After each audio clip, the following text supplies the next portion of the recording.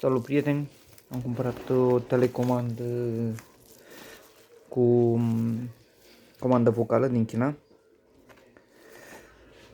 Prețul am să-l afișez în descriere și denumirea exactă de pe site.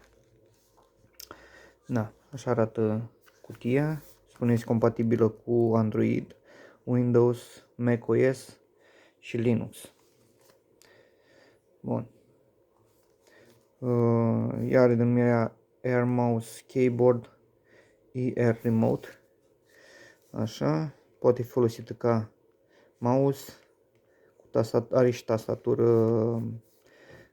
wireless, tip tastatură de calculator, are infraroșu și poate fi utilizată ca telecomandă.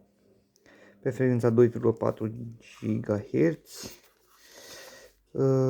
aplicabil pe Android TV Box, Mini PC, Smart TV, proiectoare, HTPC, nu știu ce este acesta, probabil ceva jocuri sau și așa mai departe, All-in-one PC/TV, da? Bun, alte informații, funcții de bază, 2,4G, 3D, Air Mouse Wireless Keyboard, 6 axes, 6 axe, senzorul, are support motion, deci în funcție cum miști telecomanda în aer, se duce cursorul pe ecran. Mouse cursor on-off, poți să-l închizi, mouse-ul, așa, până la 10 metri distanță de transmisie. Features, telecomandă cu infraroșii, standard, tastatură standard completă, tastatură full infraroșu, learning function, cu funcție de învățare. Probabil că merge să înveți comenzile pe tastatura originală televizorului. Am să văd în cartea tehnică dacă are.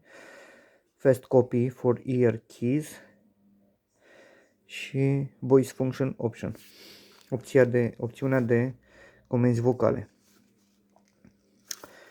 Deci eu am comandat-o să aibă și comenzi vocale, sper că să nu fi trimis altceva. Așa, haideți să o deschidem. Da. Deci, în pachet avem un pliant pentru a învăța funcțiile dispozitivului.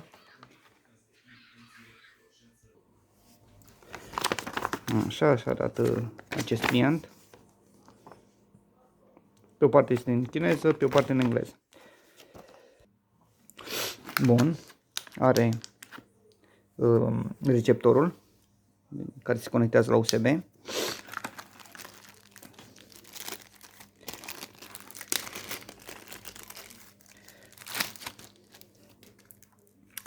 Așa. Iată, are emițătorul cu infraroșii și ce este tasta de comandă vocală. O să-i fac și probe după aceea ce o să filmez cum funcționează pe televizor după ce o să mă obișnuiesc cu ea. Deci pe o parte are tastatura pentru comenzile de televizor, iar pe partea asta are comenzile are tastatura de calculator, să zic așa, da? Hai să vedem.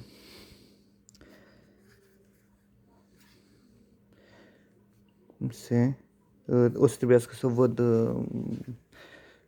cum se bagă baterii sau cum se pune la încărcat. Trebuie să vedem care este schepsisul.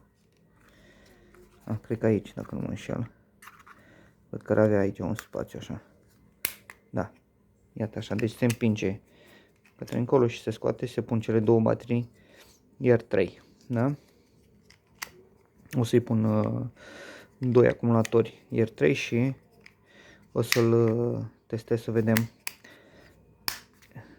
cum funcționează. Da. Deci pe partea asta altă e doar plăcuța asta așa semi-transparentă. Nu există niciun LED, nimic cu infraroșii. Așadar, nu emite pe ambele părți cum mă gândeam când am văzut că are și pe o parte și pe alta aceeași formă. Bun. Butoanele par ok. Are sus butonul de pornire. Aici butoane pentru player, derulare, stânga-dreapta și tot derulare, dar rapidă, tot stânga-dreapta. O lupă pentru căutare probabil, play și pauză. Pe urmă are două butoane de zoom, plus și minus. Aici probabil informații, este un buton cu niște liniuțe pe orizontală, gen informații. Aici ca la butonul de la telefoane. Tasta home și tasta ferestre. Are buton OK pe centru cu butoane direcționale, 4 direcții, volum plus minus, programe plus minus, înapoi, ăsta tot ceva gen înapoi, aici activare, dezactivare mouse, închidere sunet, tastele numerice de la 1 la 9 și 0 inclusiv, tastă de deschidere a brațului de internet, este cu un E, acel E care îl găsiți la Windows, tastă pentru mail-uri, pentru scrisori, tastă care îmi indică un bec, probabil că poți să luminezi tastatura, mă gândesc de aici, tasta de comenzi vocale, del, să dai înapoi sau de ștergere, aici activare modul TV, așa, și cere butoanele acelea colorate care sunt la teletext de obicei. Tastatura are Caps Lock Shift, aici Enter, comenzile direcționale, astea 4 de aici, tasta del, tastatura este QWERTY, tasta control, FN-ul care activează anumite funcții, adică funcții ale butoanelor, da? Așa, și tasta alt aici, alte taste, restul seamănă exact cu cele de la calculator, da, deci astea sunt, ăsta este receptorul, o să punem baterie și o să vedem cum funcționează această telecomandă cu comenzi vocale. Vă doresc toate cele bune!